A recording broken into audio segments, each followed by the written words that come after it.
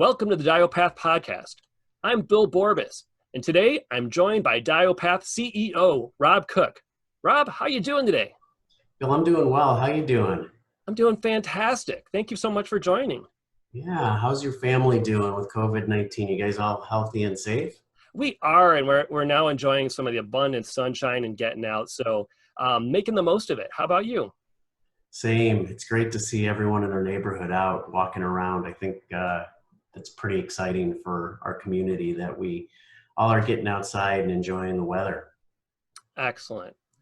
So, Rob, there's been some exciting news in the past month and a half. SinglePath merged with Dionex out of Houston and created the new DYOPATH. Can you tell us a little bit more about this? Sure. So DYOPATH is now an organization, like you said, that merged two legacy companies together. The first one is our organization or legacy organization out of Chicago called SinglePath.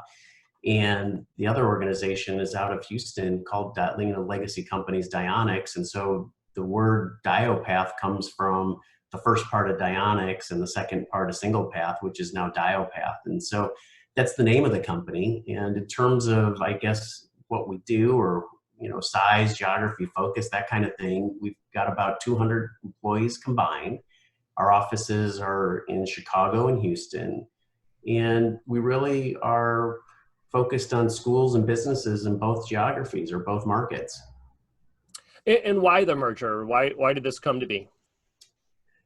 Sure, Bill. So Chuck Arico and myself shared a single vision to create one of the largest managed service and managed security service providers in the United States that's privately owned. And so not owned by either private equity or publicly traded. And so we saw an opportunity in the industry to consolidate, or there's a consolidation in the industry going on right now. And we saw an opportunity to get out in front of that.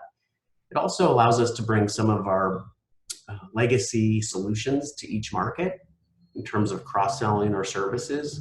And so from Chicago's perspective, we have our K-12 or education practice and service, our connectivity services, and our indirect channel sales model. And so we want to take those to Houston. And then what we want to take from Houston and bring to Chicago are their competencies with security, as well as their managed services capabilities and managed security services capabilities. And then I think finally we saw that there was a really good cultural fit between the two organizations, Bill, and that's one of the reasons we were really excited to get this done. Can you go a little bit deeper into some of the capabilities that each company combined brings? So you mentioned the K through 12 practice, and you also mentioned the security offerings. Can you talk a little bit more to those? Sure, I'll start with education since you brought that up first. And basically, the legacy Chicago company and what we're going to move forward with servicing both markets with is our K-12 practice. And how that's different or maybe more unique than our competitors is that we lead by trying to help teaching and learning and making an impact in the classroom versus maybe our competitors where they're more or less trying to lead with technology first, where we're trying to lead with impacting teaching and learning. And so that's, I guess, how we differ in the service that we'll be leading with our K-12 practice. And then in terms of security, the offering there is really more around managed security and having security as a service being offered to both clients, both markets. Rob, you mentioned the cultural fit, and I know culture is a very important thing. Can you talk about that specifically? Absolutely. And so a lot of research has been done in terms of mergers and acquisitions, and the biggest reason they fail is because there wasn't a cultural fit, or that's one of the biggest reasons that mergers and acquisitions fail. And so we're really excited about the fact our culture is something that we're going to embrace and make the forefront of the business. When we looked at both, sets of core values from the legacy entities, we kind of set them up side by side. And if you look at them, there was probably 3 or 4 in both the legacy Chicago and legacy Houston business that actually were the same. And so we're pretty excited about the fact that our culture is going to be something that that we're going to be able to use as a competitive advantage and not be a distraction to the business. Can you talk to a little bit about who our customers are, verticals, where our focuses are, those types of things? Absolutely. And so I guess I'll focus on the different segments that we serve. And so the first we talked about a little bit earlier, which was education. So we've got a strong practice there and a large client base there.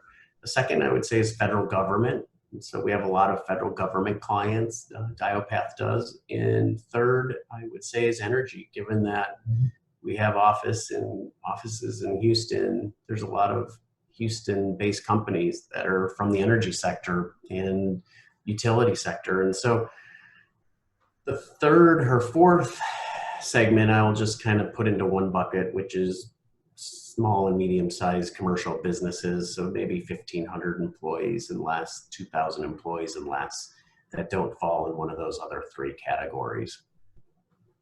For our existing clients, what does this merger bring in regards to value? Yeah, that's a great question, Bill. And so what it brings to our client base is it offers more services like some of the ones that we talked about, not only education services, but connectivity and some of the other services that we're going to be able to offer all our clients, which will provide them more of the one-stop shopping capability from one provider. And then I would also say better customer service. Combined, we have better offerings and we also control more of the offering by not having to partner with third parties to provide a complete solution for our clients. And then finally, we've been working on some metrics that positively impact our clients. And so I'll just kind of go over a few of them with you, but we've been able to demonstrate that we can increase productivity and efficiencies by 20 or more % within some of our managed service clients. We also have, and we're pretty proud of this, an 86% first call resolution from our service desk. And, when you say, well, what does 86% mean? Well, if you compare that to the industry average, it's about 60%. So we're, handling calls and resolving issues with the first call and not having to pass it along to a tier 2 support or call someone back 26% more often than our competitors or the industry. And then finally, we have a combined 98% client sat or customer service rating, which is much higher than the industry average, which is somewhere in the 80s or 80% range. So I would say that's how we're going to be able to add more value to our existing clients, Bill. That's excellent. Rob, what else would you like to share? I don't have much other than we're really excited about DYOPATH. We shared some of the things earlier and can't wait to get started on putting these businesses together and seeing what they can do and serving our clients in a much better way and more meaningful way than we already have been. It is super exciting, and I'm glad to be a part of it. So, Rob, thank you so much for joining, and thank you to our listeners.